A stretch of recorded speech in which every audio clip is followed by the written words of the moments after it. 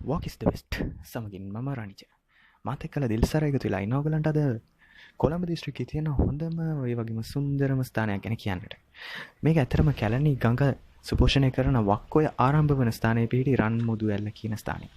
ඇත්තටම මේ රන්මුදු ඇල්ල තියෙන්නේ අපි ගත්තොත් කොළඹ දිස්ත්‍රික්කේ නම් ලබුගම තුම්මෝදර කියන ප්‍රදේශයේ. ඇත්තටම මේ ලබුගම තුම්මෝදර පිහිටි රන්මුදු ඇල්ලට අමතරව කොළඹ දිස්ත්‍රික්කයේ සීතාවක පුරවරයට ආසන්නයෙන් අපිට දැකගන්නට ලැබෙන තවත් ස්ථාන කිහිපයක්.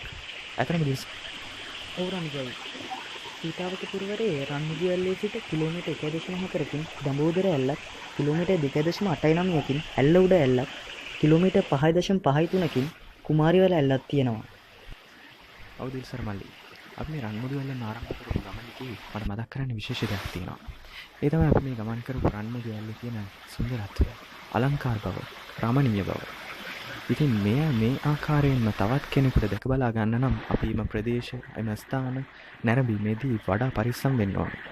මේ පරිස්සම් වීම කොයි ආකාරයෙන්ද වෙන්න ඕනේ? ඇත්තටම පරිස්සම් වෙනවා කියන්නේ අපි ගෙනියන කුණු ටික නැවත අපි අරගෙන එනවා නම් ඒ ස්ථානයේ ඒ ආකාරයෙන්ම පවතිනව නේද? ඉතින් මේ මතක් කිරීමයි මට විශේෂයෙන් කරන්න තියෙන්නේ. අපි නැවතත් තවත් ගමනක් ආරම්භ කරන තුරු